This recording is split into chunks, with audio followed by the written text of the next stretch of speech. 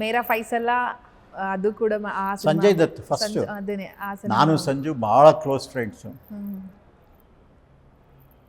Actually Sanjay Dutt ನನ್ನ ರೂಮಲ್ಲೇ ಮಲಗ್ತಿದ್ದೆ. ಇವತ್ತು ಹೇಗಿದ್ದಾರೆ ಸರ್? ಇವತ್ತು ಆಗಿದ್ದಾರೆ. ಮೊನ್ನೆ ಶೂಟಿಂಗಲ್ಲಿ ಹೋಗಿ ಮೀಟ್ ಮಾಡಿ ಬಂದೆ.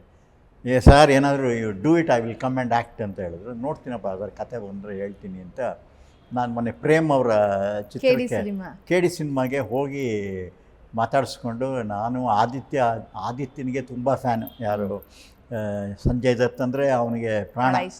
ಸರಿ, ಕರ್ಕೊಂಡೋಗಿ ಒಂದು ಫೋಟೋ ತೆಗೆಸಿ ಅಲ್ಲೇ ಕಾಫಿ ಊಟ ಮಾಡಿ ಬಂದ್ವಿ. ಇವತ್ತು ನನಗೆಲ್ಲ ಚೆನ್ನಾಗಿದ್ದಾರೆ. ಈಗ ನಂಗೆ ಹೇಮಾ ಮಾಲಿನಿನೂ ಫೋನ್ ಮಾಡ್ತಿರ್ತಾರೆ, ನಾನು ಮಾಡ್ತಾಯಿರ್ತೀನಿ.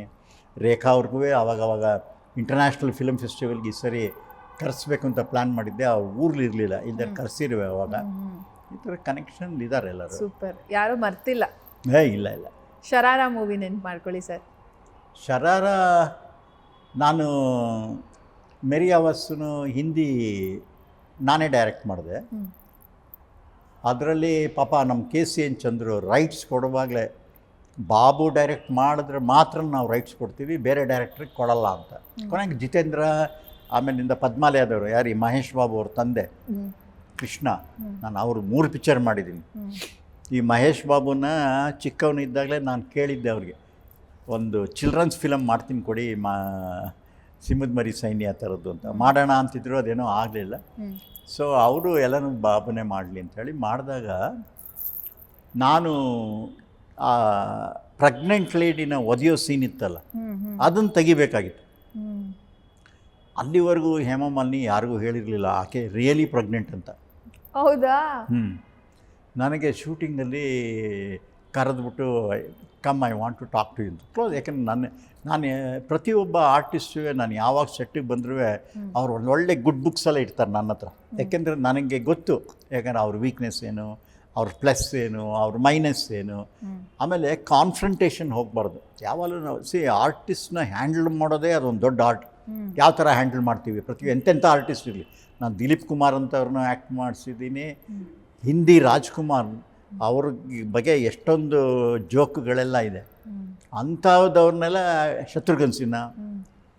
ಹೀಗಿದ್ದಾಗ ನನಗೆ ಹೇಳಿದ್ರು, ಐ ಆಮ್ ಕ್ಯಾರಿಯಿಂಗ್ ಅಂದರು.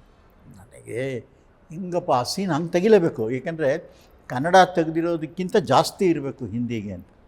ನಾನು ಹೇಳಿದೆ, ಹೆಂಗೆ ಮೇಡಮ್ ನೋಡಿ ಇಷ್ಟು ಸೀನ್ ಇದೆ ಅಂತ ತೋರಿಸ್ದೆ, ಇಷ್ಟು ಶಾರ್ಟ್ಸ್ ತೆಗಿಲೇಬೇಕಲ್ಲ ಅಂತ. No, you somehow manage. ಕೆಲವು ಕ್ಲೋಸಪ್ಸು ಅವು ಇವು ನಾನು ಕೊಡ್ತೀನಿ ಅಂತ.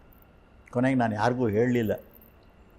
ಅವರ ಶೂಟಿಂಗ್ ಸಾಯಂಕಾಲನೇ ಮೇಡಮ್ಗೆ ನಾವು ಹುಷಾರಿಲ್ಲ ಅಂತ ಪ್ಯಾಕಪ್ ಮಾಡಿಬಿಟ್ಟು, ಆಮೇಲಿಂದ ಅವರು ಶೇಷಗಿರಿ ರಾವ್ ಅಂತಿದ್ದರು, ಅವರು ಕೃಷ್ಣ ಅವ್ರು ಹೇಳಿದೆ, ಸರ್ ಈ ಥರ ಇದೆ, ಈಗ ನಮಗೊಂದು ಡೂಪ್ಲಿಕೇಟ್ ಬೇಕು, ಸೇಮ್ ಹೇಮಾ ಮಾಲಿನಿ ಥರನೇ ಬ್ಯಾಕಿಂದ ಎಲ್ಲ ಇರೋದು, ಇನ್ನೊಂದು ಡ್ರೆಸ್ ಹೊಲಿಸಿ ಅಂಥೇಳಿ ಆಕೆಯನ್ನು ತೊಗೊಂಬಂದು ಆ ಒದೆಯೋ ಶಾಟು ಎಲ್ಲ ಕ್ಯಾಮಫ್ಲೇಜ್ ಮಾಡಿ ಕ್ಯಾಮ್ರಾದಲ್ಲಿ ಈ ಕಡೆ ಆ ಕಡೆ ತೆಗೆದು ಹೇಮಾ ಮಾಲಿನಿ ಕ್ಲೋಸಪ್ಸ್ ಹಾಕಿ ಗೊತ್ತಾಗ್ದಂಗೆ ಶೂಟ್ ಮಾಡಿದ್ವಿ. ಆಕೆಗೆ ಭಾಳ ಇಷ್ಟ ಆಗೋಯ್ತು ಶೂಟ್ ಮಾಡಿದ್ದು, ಯಾರಿಗೂ ಗೊತ್ತಾಗ್ದಂಗೆ ಶೂಟ್ ಮಾಡಿದೆ ಅಂತ.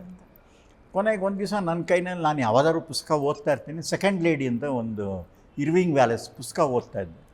ಅವರು ಅದೇ ಓದ್ತಾಯಿದ್ರು. ಇಟ್ಸ್ ವೆರಿ ಇಂಟ್ರೆಸ್ಟಿಂಗ್ ಅಲ್ವ ಅಂದರೆ, ಹೌದು ತುಂಬ ಚೆನ್ನಾಗಿದೆ, why can't you make a film to me ಅಂದರು. ಓಕೆ ಮೇಡಮ್, ಅದಕ್ಕೆ ಅಂತೇಳಿ ನನ್ನ 2ನೇ ಫಿಲಮು ಹಿಂದಿ ನನಗೆ ಹೇಮಾ ಮಾಲಿನಿನೇ ಕೊಟ್ಟರು. ಶರಾರದಲ್ಲಿ ಹೇಮಾ ಮಾಲಿನಿ ಡ್ಯುಯಲ್ ರೋಲು, ರಾಜ್ಕುಮಾರ್, ಶತ್ರುಘ್ನ ಸಿನ್ಹಾ ಎಲ್ಲ ದೊಡ್ಡ ಇದು. Entire film was shot in Bangalore, Mysuru, Bombay ಮತ್ತು ಕಾಶ್ಮೀರಲ್ಲಿ. And it was a very good film.